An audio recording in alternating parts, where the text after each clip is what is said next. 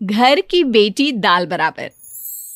Anya dance करने में उस्ताद। एक स्टेप जो वो देख लेती तो हूबहू उसे उतार देती।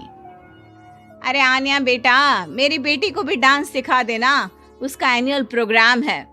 हाँ आंटी, क्यों नहीं, अब कल शाम उसको भेज देना, मैं सिखा दूंगी।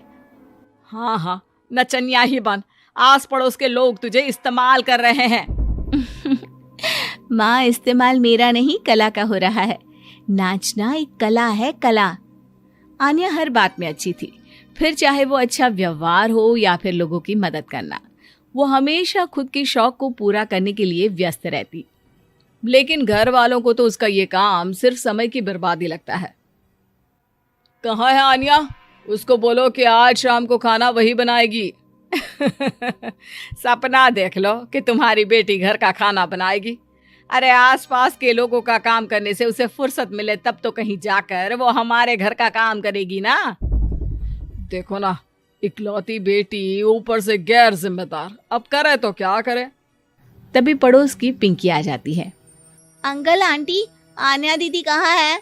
वो क्या है ना, मेरा क्लास वर्क है, वो मुझे समझ में नहीं आ रहा, तो मम्मी ने कहा कि आन्या दीदी से पूछ लो।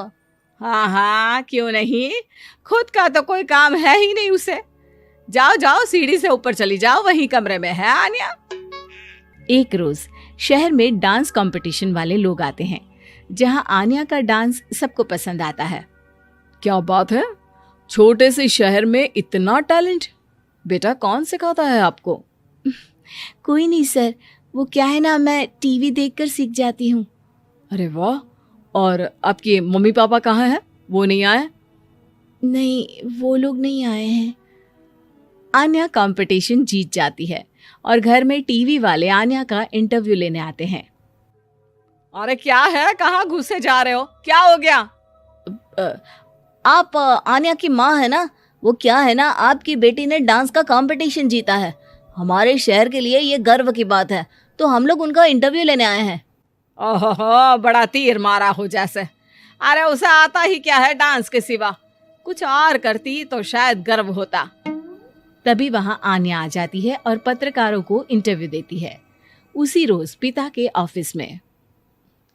देखो तो आजकल के बच्चे कितने स्मार्ट हैं, धन्य है ऐसे बच्चों के माता पिता को। और किस्मत वाले होते हैं ऐसे माता पिता, वरना मेरी बेटी तो किसी काम की नहीं, सारा दिन बस नाच गाने में ही दिमाग लगाती रहती है। अरे वो बच्ची हमारे शहर की ही है, कितना नाम कमा रही है डांस में, हम तो उसकी बात कर रहे हैं। अच्छा, कोई डांस में भी नाम कमा सकता है? अरे दे देना भाई पेपर की कटिंग, दिखाऊंगा आन्या को भी मैं। क्या नाम बताया? आन्या? यही तो नाम है मेरी बेटी का, आन्या शर्मा। बड़े उम्मीद से रखा था कि कुछ अच्छा नाम कमाएगी, लेकिन नहीं, आजकल के बच्चों को माँ पापा की इमोशन की कदर है क्या? अरे ये देखिए, इस बच्ची का नाम भी आन्या शर्मा ही है, जो पूरे शहर का नाम रोशन कर रही है। पिता अखबार देखते हैं तो सामने बेटी की ही फोटो रहती है, लेकिन ये क्या, जिस फोटो को देखकर हर कोई गर्व कर रहा था, पिता को उस पे कुछ भी खास दिखाई नहीं देता। हमारी ही औलाद है ये, पता नहीं कब कहाँ जाकर नाम लिखवाती है, मुझे तो पता भी नहीं है। अरे शर्मा जी, जरा मिलवा दीजिए ना अपनी बच्ची से, मैं अपनी बेटी को भी ऐसा ही बनाना चाहती हूँ, मेरी बेटी को कुछ टिप्स दे देगी करियर को लेकर। अच्छा, ये दिन आ गया आपकी बेटी के, ले आइए कभी भी, लेकिन बाद में अफसोस ना करिएगा। सभी को आन्या के पिता की बात पर हैरानी होती है कि इतनी टैलेंटेड लड़की के माता पिता आखिर उससे चाहते क्या है। पिता घर आते हैं और माँ से कहते हैं, पता है तुम्हारी लड़की क्या कर रही है, या फिर ऐसे ही व्यस्त रहोगी हमेशा? अरे पता है मुझे, पर आपको कैसे पता चला? अरे कुछ पत्रकार आए थे, पता नहीं कहाँ कौन सा कंपटीशन जीत कर आई है। नजर रखा करो उस पर। तभी वहां पड़ोसन आ जाती है, जो पति पत्नी दोनों ही डॉक्टर होते हैं। नमस्ते भाभी, बधाई हो आपको आन्या की कामयाबी की। भाई भगवान बेटी दे तो ऐसी। कहाँ है वो? सच में आपको ऐसा लगता है कि भगवान ऐसी बेटी दे तो ले जाइए ना अपने साथ, रखिए 2-4 दिन, खुद ही पता चल जाएगा।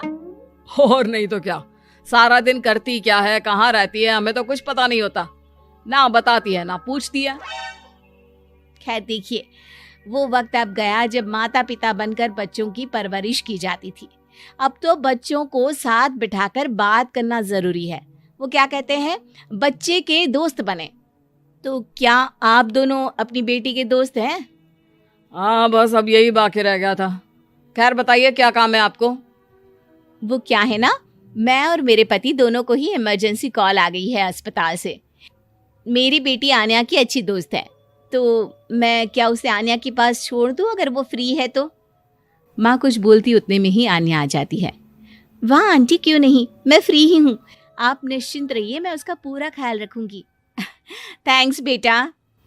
वो अपनी बेटी उनके घर छोड़ जाती है, जो आन्या की उम्र की ही होती है।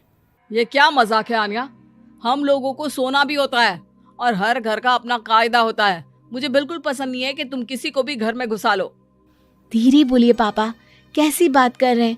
अंकल आंटी डॉक्टर है, पता है ना डॉक्टर का फर्ज क्या होता है।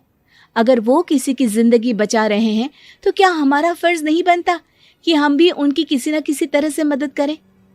आपको तो पता है घर पर अकेले रहना कितना अनसेफ है। हाँ, तो दुनिया को सेफ करने का जिम्मा तू नहीं ले रखा है?